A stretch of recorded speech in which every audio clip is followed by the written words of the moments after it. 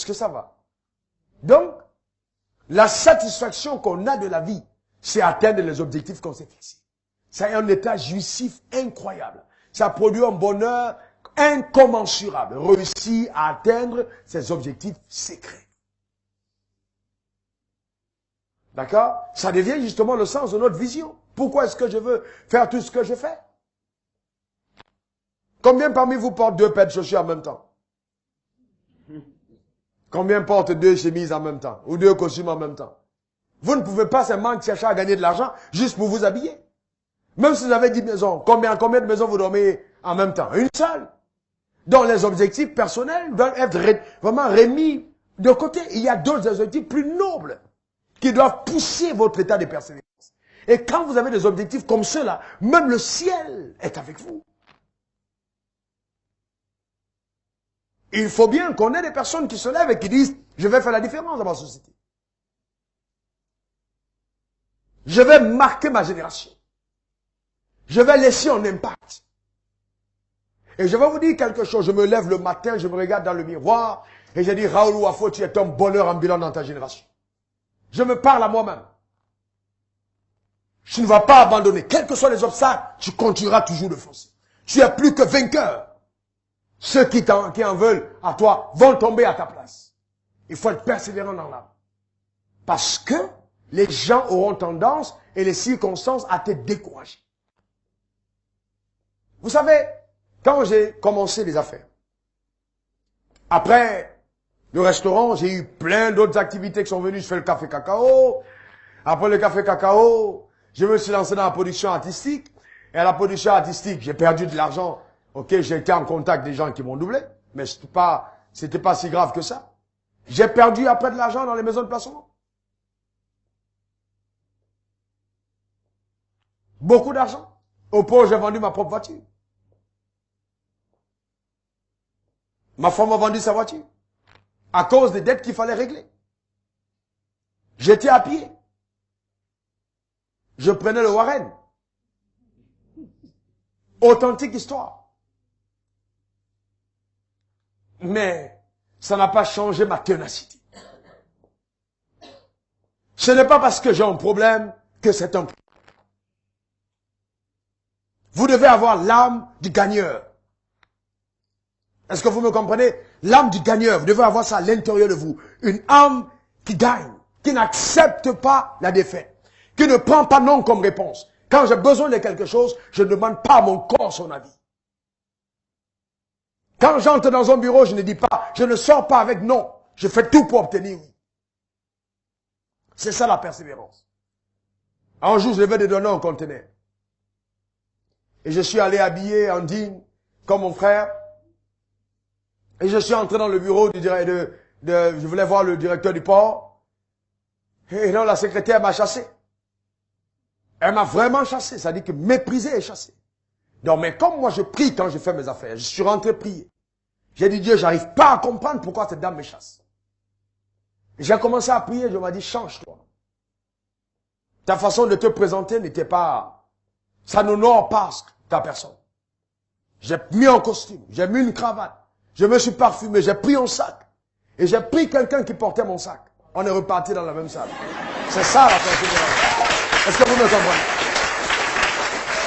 Est-ce que vous êtes...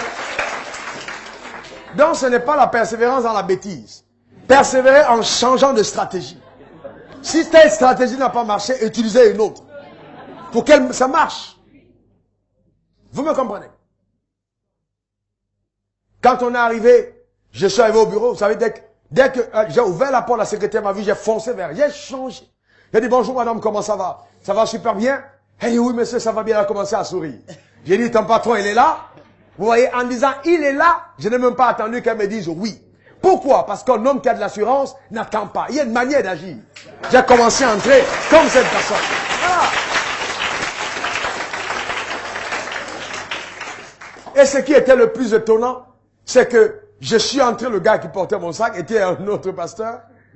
Je lui ai dit de jouer ce rôle-là. Il a pris mon sac derrière. Donc quand j'ouvre le bureau, j'ai dit bien directeur du port, de la douane. Je suis entré, il était assis, il y a une distance d'à peu près 7 mètres avant son bureau. J'ai commencé à dire, ah, monsieur le directeur général, comment ça va? Et puis j'ai appelé son nom. Il s'est levé de son bureau. Parce qu'il faut être audacieux pour entrer dans son bureau. Donc il s'est dit, ce gars doit être quelqu'un d'important. Pour entrer dans mon bureau sans trembler. Et j'avais un pas cadencé comme quelqu'un qui est important. Vous voyez ce que je veux dire? Vous voyez, c'est ça. N'oubliez jamais que le business, je vous dis la vérité, souvent c'est des trafics d'influence. Je vous garantis que c'est des trafics d'influence. Si vous n'êtes pas prêt à être un acteur ou une actrice, il y a des choses que vous n'allez pas avoir. Un acteur, vous devez commencer à agir en prenant la peau de celui qui est riche, même si vous n'avez pas. Les gens ne font pas confiance aux gens qui n'ont rien. C'est comme ça que le monde est. Et donc, il faut te mettre dans la peau de celui qui a. J'ai sorti le document, j'ai posé son bureau, j'ai dit, monsieur le directeur général, j'ai besoin de ton exonération. Je l'ai salué, je ne me suis même pas présenté. C'est toi seul qui peux le faire, il faut le signer là, et tout, et voilà, ça va, et bien, ça, il a regardé et tout. Et puis il m'a regardé. Quand j'ai vu qu'il m'a regardé, j'ai su maintenant qu'il me demandait qui j'étais. Je me suis présenté. Il a pris le bic, il a signé. Il a demandé à la secrétaire, il faut enregistrer, il m'a donné. J'ai dit, ok, que Dieu te garde, porte-toi bien. Au revoir. Je suis parti. J'avais mon papier. Exonéré. Le conteneur est sorti, sans payer un centime. C'est ça. Une autre fois, j'ai eu une taxation d'office où on a mis près de 87 millions pour taxer, où on ne devait même pas payer 200 000. Les gens voulaient casser. Donc j'ai dit, ok. Quand les gens qui géraient l'affaire n'ont pas pu, j'ai dit, donnez-moi le dossier. Je suis allé la première fois, la femme m'a chassé. Deuxième fois, elle a dit, chassé authentique, ici en Côte d'Ivoire. Troisième fois, chassé. Je suis reparti, je reviens. Elle dit, je vous ai déjà dit, je ne veux pas voir ici, sortez de mon bureau. Mais si vous voulez gagner de l'argent, à un certain moment, vous ne tenez pas compte de ce que les gens disent. Ça, c'est ça. Vous comprenez ce que je veux dire? À des moments où vous devez être indigne, ou être vous-même en train de porter les cartons pour ranger, ça ne change pas qui vous êtes. Sortez de la mentalité francophile qu'on vous a mis dans la tête, qui est une fausse mentalité. Gagner de l'argent, ça demande à un certain moment de savoir retrousser ses manches. Et de mettre sa dignité de côté. Je vous parle de choses sérieuses. J'ai moi-même, à l'âge de 8 ans à 10 ans, porté des bananes pour vendre des bananes à Yaoundé. Chez ma tante. Avant d'aller à l'école. Non, toutes ces choses-là, c'est rien. J'ai creusé du sable. Aller dans les carrières, creuser du sable pendant les vacances pour avoir de l'argent de poche. Mon premier dîme, je l'ai acheté moi-même. Parce que j'étais parmi les 5 premiers à l'école. Vous pouvez gagner de l'argent. Il faut justement avoir une mentalité, quelqu'un de persévérant.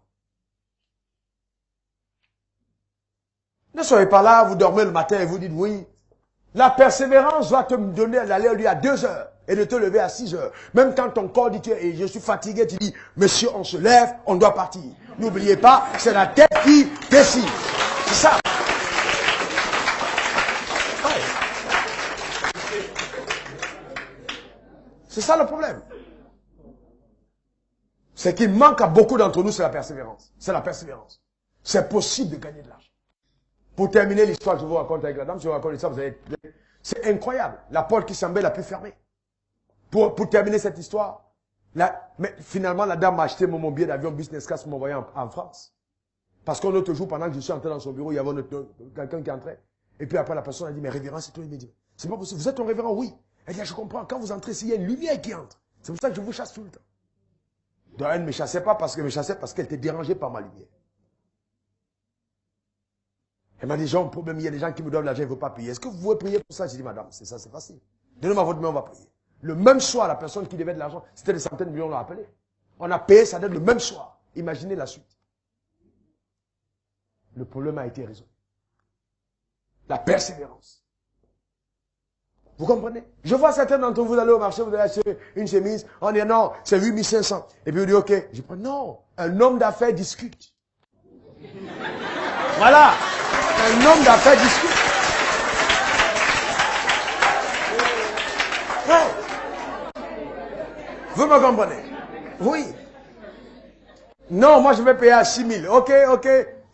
Vous ne pouvez pas venir payer une chemise et puis vous êtes avec votre camarade. Oh, c'est joli, hein? Oh, vraiment, j'aime beaucoup, c'est joli. Vous êtes mort. Vous ne pouvez pas. Parce qu'une fois que vous dites c'est joli, la psychologie du vendeur, c'est qui sait que ça te plaît. Vous devez faire semblant. Parce que chaque centime épargné est nécessaire pour le combat. C'est ça le business.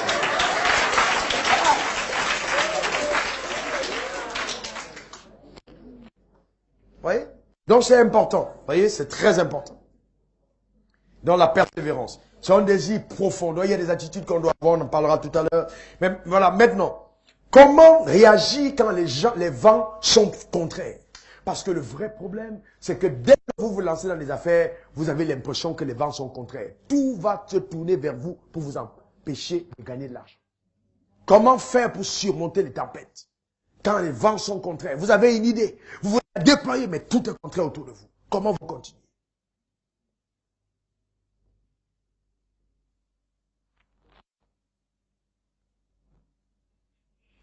Mais vous devez comprendre que chaque fois que vous n'avez pas une âme persévérante, vous trouvez en chaque obstacle un alibi pour abandonner.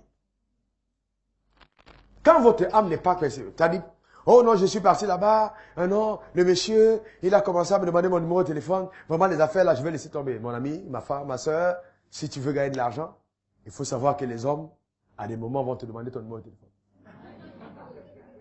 Voilà, ça c'est clair. Et qu'à des moments, ils vont mettre le papier de côté pour te dire, on va signer, mais on fait comment? Dis non, je te donne 200 000, il dit non, non, non, non, c'est toi-même que je veux. Il faut être prêt à faire face à ça. Ça ne doit pas te décourager pour autant. Est-ce que vous me comprenez?